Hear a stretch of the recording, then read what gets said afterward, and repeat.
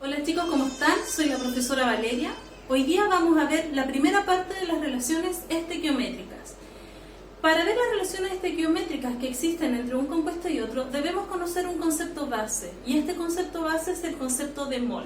El mol, que se representa por la letra N, corresponde a la medida de la cantidad de sustancia que tiene un compuesto.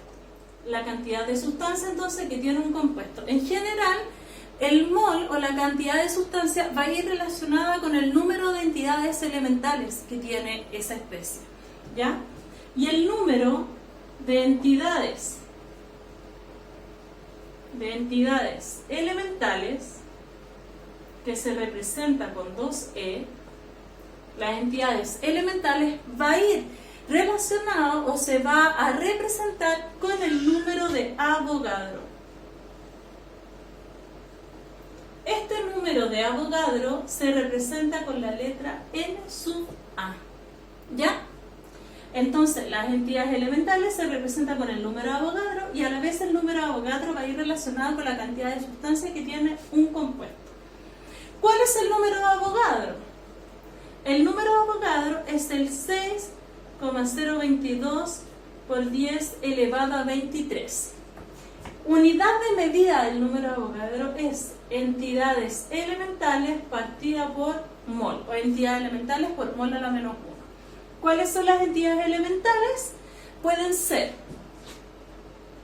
Las entidades elementales pueden ser, entonces, átomos, iones o moléculas. ¿Ya? Entonces, el mol mide la cantidad de sustancia que tiene un compuesto, se relaciona con las entidades elementales, y las entidades elementales se representan con el número de Avogadro, que es N sub A, entonces, es 6,022 por 10 elevado a 23.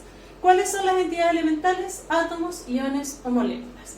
Estos átomos, iones o moléculas, cuando yo me refiero a ellos, me voy a referir o las voy a representar con la letra N mayúscula. Ahora, ¿cuál es la relación matemática entre el mol, el número de Avogadro y el número de partículas? Va a estar dada con la siguiente relación. El número de partículas o el número de entidades elementales va a ser igual al número de moles por el número de Avogadro. Entonces, cada vez que a mí me pidan determinar el número de átomos, iones o moléculas, lo voy a calcular multiplicando los moles por el número de Avogadro. De esa manera se determina. ¿Ya? Veamos un ejemplo. Supongamos que en un matraz hay 10 moles de dióxido de carbono. Yo sé que en un matraz tengo 10 moles de dióxido de carbono en estado gaseoso. Y a mí me preguntan,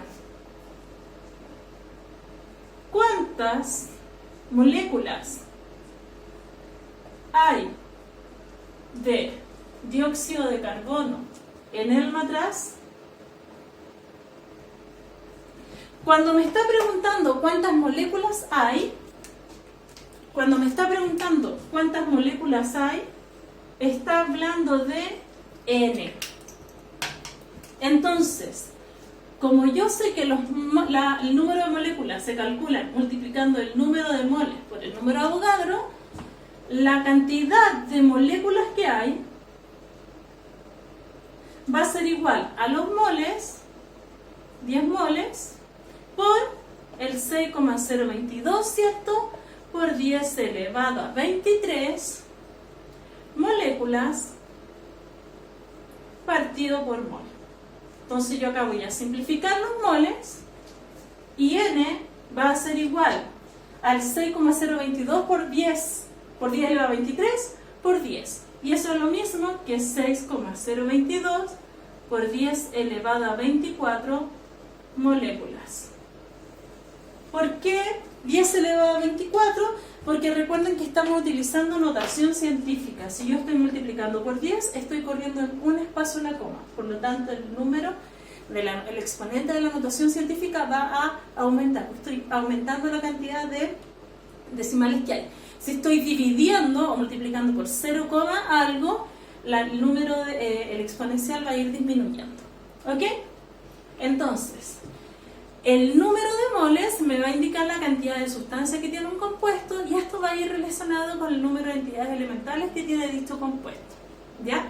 Si yo quiero calcular el número de átomos, moléculas o iones, lo que voy a hacer es multiplicar el número de moles por el número de Avogadro, que es 6,022 por 10 elevado a 23. ¿Ok? Acá tenemos la primera relación estequiométrica, que la acabamos de ver. La segunda relación estequiométrica que vamos a ver es la relación entre el mol, masa y masa molar. ¿Okay? La relación que hay entre estos tres variables. Entonces, recordemos que el mol mide la cantidad de sustancia. La masa medimos, o sea, con la masa se mide la cantidad de materia que hay en un compuesto. Y la masa molar es la masa o la cantidad de materia que hay en un mol de sustancia. ¿Ya? Vamos a recordar primero, recordemos cómo calcular la masa molar. Recuerden que la masa molar se representa por la M mayúscula. ¿Sí? Entonces, para recordar cómo se calcula la masa molar, vamos a ver algunos ejemplos. ¿Ya? Supongamos que tenemos moléculas de agua, ácido sulfúrico. ¿Ya? ¿Cómo se calcula la masa molar? Necesitamos, la masa molar es la masa de la molécula completa, de la molécula, o masa molecular. Entonces, para eso yo necesito conocer la masa de cada uno de los elementos que forman parte de mi compuesto. ¿De dónde yo saco esa información? De la tabla periódica. ¿Ya? Yo para hacer este cálculo voy a descomponer los elementos que forman parte de mi compuesto. En el primer caso, tengo hidrógeno y oxígeno. En hidrógeno tengo 2 átomos, entonces van a ser 2 por la masa de un átomo de hidrógeno, que es 1 gramo partido en mol. Y en el oxígeno tengo solo un átomo y la masa de oxígeno en la tabla periódica es 16 gramos partido en mol. Al multiplicar esto me dan 2 gramos partido en mol y acá tengo 16 gramos partido en mol. Luego que yo tengo las masas que aportan cada uno de los elementos, sumo ambos y esto me da 18 gramos partido en mol. Es decir, la masa molar de agua es igual a 18 gramos partido en mol. Voy a correrme para el lado para calcular el ácido sulfúrico. Ácido sulfúrico. Hacemos lo mismo que el primer ejercicio. El compuesto está formado por hidrógeno, azufre y oxígeno. Tengo 2 átomos de hidrógeno, tengo 1 átomo de azufre y 4 átomos de oxígeno. Cada uno de ellos los voy a multiplicar por las masas atómicas respectivas. Recuerden que la tabla periódica tiene las simbologías que me dicen cuánto es la masa atómica de cada uno de ellos. El hidrógeno es 1 gramo partido en mol, el azufre es 32 gramos partido en mol, y el oxígeno ya dijimos que era 16 gramos partido en mol. Esto los multiplico y me da el primero 2 gramos partido en mol, el segundo 32 por 1 es 32 gramos partido en mol, y en el siguiente caso son 64 gramos partido en mol. Esto entonces yo lo sumo y me da 4, 5, 6, 7, 8, me dan 98 gramos partido en mol. Y esto va a corresponder a la masa molar del ácido sulfúrico. Entonces, de esa manera nosotros calculamos la masa molar de un compuesto. ¿Qué pasa si yo tengo un compuesto que tiene carga? Supongamos que acá, no es el caso, pero supongamos que este tuviese una carga más 2. La carga no influye en nada en la masa molar, o la masa molecular, ¿ya? No influye en nada, entonces se saca de la misma manera. ¿Ok? ¿Recordamos entonces cómo calcular la masa molar? Ahora, vamos a ver entonces la relación que hay entre mol, masa y masa molar. Y acá la fórmula es lo siguiente. la relación matemática va a decir que el mol es igual a la masa partido por la masa molar. Esa es la relación matemática que hay. ¿Ya? Acá, donde N es el mol, M es la masa recuerden que se mide en gramos, el mol, la unidad de medida es mol, y M es la masa molar, que la unidad de medida de la masa molar es gramos partido en mol. ¿Ya? Esto en algún momento lo vimos también con un triangulito, que este triángulo se aplica para cualquier fórmula de 3 variables. ¿Cómo ubico yo las variables? El numerador de la fracción va arriba, por lo tanto acá va la masa, a la izquierda va la primera variable y después tenemos la masa molar. Si yo tengo cualquiera de las 3 variables podría calcularlo de esta manera. Si yo quiero sacar los moles, tapo los moles y la fórmula me va a quedar masa partido por masa molar. Si quiero calcular la masa molar, tapo la masa molar y la fórmula me queda masa partido por mol. Si quiero calcular la masa, tapo la masa y la fórmula me queda en mol multiplicado por la masa molar. Si están al lado van multiplicados. Si uno está arriba del otro es la división. Numerador, denominador. ¿Ok? Esta entonces es la relación matemática que existe entre el mol, masa y masa molar. Vamos a ver un ejemplo. Supongamos que yo quiero calcular. Veamos el mismo ejercicio anterior. Determine los moles presentes en 10 gramos de agua. Supongamos que vamos a preparar una solución. Yo tomo un vaso con agua y mido 10 gramos de agua o 10 ml. Recuerden que el agua líquida tiene una densidad de 1. Por lo tanto, la masa es igual al volumen. ¿Ya? Entonces, supongamos que yo quiero saber cuántos moles hay en 10 gramos de agua. ¿Qué es lo primero que tengo que hacer? La fórmula para esto van a ser mol partido por masa molar. Por lo tanto, necesito la masa que está medida en gramos, que en este caso son 10 gramos. Esto va a corresponder a la masa. Y necesito la masa molar, que no la tengo. Por lo tanto, lo primero que hay que hacer acá es calcular la masa molar para el agua. Es lo primero. Entonces, ¿cómo vamos a calcular la masa molar? Como vimos delante. Tengo 2 átomos de hidrógeno y el oxígeno. Entonces, 2 por 1 gramo partido en mol, que esto van a ser 2 gramos partido en mol, ¿cierto? Y 1 por 16 gramos partido en mol. ¿De dónde saqué el 1? De la tabla periódica. ¿De dónde saqué el 16? De la tabla periódica. Esto es 16 gramos partido en mol. Lo sumo y esto me da que la masa molar de agua son 18 gramos partido en mol. ¿Listo? Ya tengo el primer paso.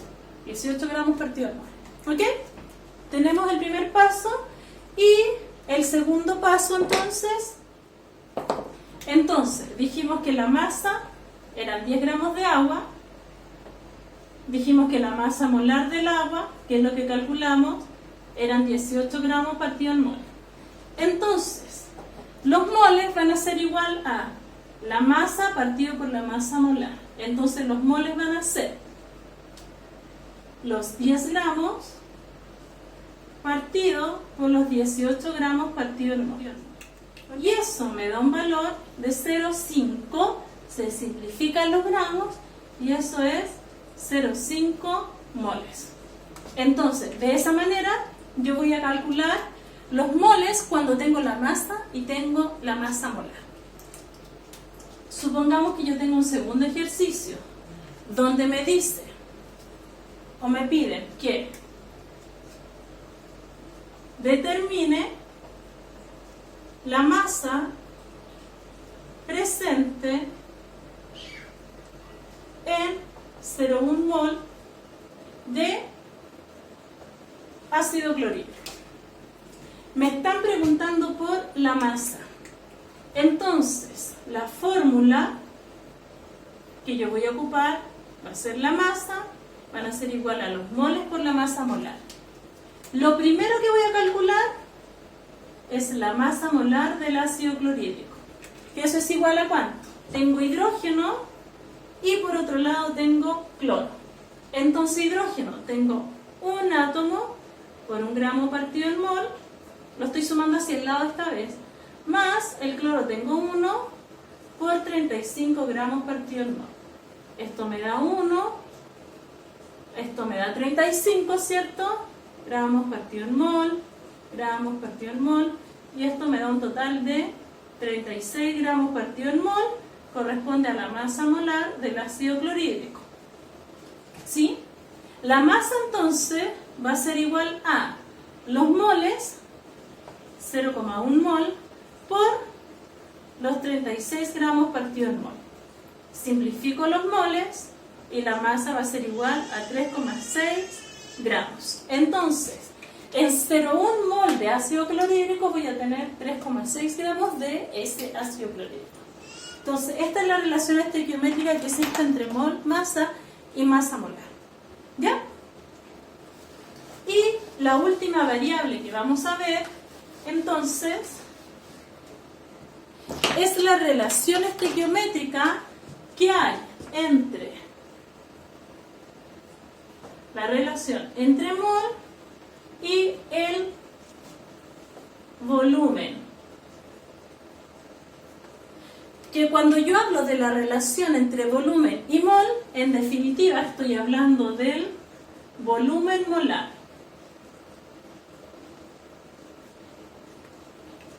Esta relación estequiométrica del volumen molar se aplica para gases. Para los gases, voy a cambiar el plumón, para los gases en condiciones estándar. Ya, para los gases en condiciones estándar. ¿Qué son las condiciones estándar? Hablamos de 0 grados Celsius, esto es igual a 273,15 Kelvin, y una atmósfera de presión. Esto es temperatura y esto es presión. Entonces, el volumen molar yo lo puedo determinar para un gas en condiciones estándar, es decir, a 273 Kelvin y una atmósfera de presión. ¿Qué es lo que ocurre acá? ¿O cuál es la relación existente? Un mol, recuerden que es de un gas en condiciones estándar, ocupa un volumen de 22,4 litros. Esa es la relación estequiométrica que existe entre el mol y el volumen. ¿Ya? Entonces, un mol en condiciones estándar, es decir, 0 grados Celsius, 273 Kelvin y una atmósfera de presión, ocupa un volumen de 22,4 litros. ¿Ya? Entonces, vamos a ver un ejemplo. Vamos a ver un ejemplo. Supongamos que me preguntan, sigamos con el primer ejemplo, me preguntan, ¿cuál es el volumen ocupado por el dióxido de carbono gaseosos en condiciones estándar? ¿Cuál es el volumen, entonces, ocupado por el dióxido de carbono en condiciones estándar si la cantidad de moles, si la cantidad de sustancia equivale a 10 moles? Entonces, ¿cuál es el volumen ocupado por el dióxido de carbono en condiciones estándar si la cantidad de sustancia equivale a 10 moles? Recuerden que un mol, si yo quiero calcular el volumen molar, lo que hacemos es multiplicar los moles por 22,4 litros. Entonces, acá estoy hablando del volumen molar. Entonces, el volumen va a ser igual a los 10 moles por los 22,4 litros. Entonces el volumen va a ser 224 litros. Eso es lo que ocupa, ¿verdad? Los 10 moles de dióxido de carbono ocupan 224 litros. Si hablara de 0,1 mol, entonces ocuparíamos 2,24 litros. ¿Se entiende? Entonces esa es la relación que existe, ¿me explico bien? Esa es la relación que existe entonces entre los moles y el volumen, es decir, hablamos de volumen molar. Espero que les haya quedado clara esta relación estequiométrica. Cualquier duda se comunican conmigo. Fue un gusto verlos. Estamos en contacto. Nos vemos en el próximo video. Chao, chao.